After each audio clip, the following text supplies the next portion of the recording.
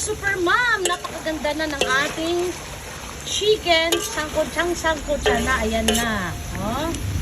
Meron ng mga brown ang karne. So, ibig sabihin, okay ang pagkasangkot siya. So, ngayon, maglalagay na tayo ng paminta.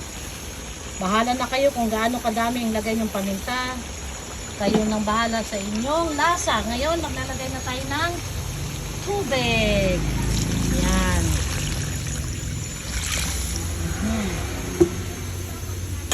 Yan. Maraming tubig ang ilalagay ko nito kasi 2 kilo ito mahigit mga guys. Yan. So, hintayin natin kumulo. Pagkakulo nito, ilagay na natin ang sayote. Sayote ng bayan. Yan. Lakas na ano? Ano? Sarap ng amoy. Amoy pa lang. Ulam na. Yan, naglagay pa ako rin ng paminta. So, ang gamit natin na kaserola ay hindi siya sanal smasher pero pure stainless steel pa rin ang ating gamit. Ayan.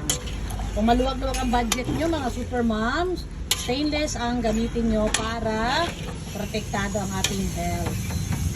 So, hintayin lang natin yan kumulo at lagay na natin ang mga overload gulay.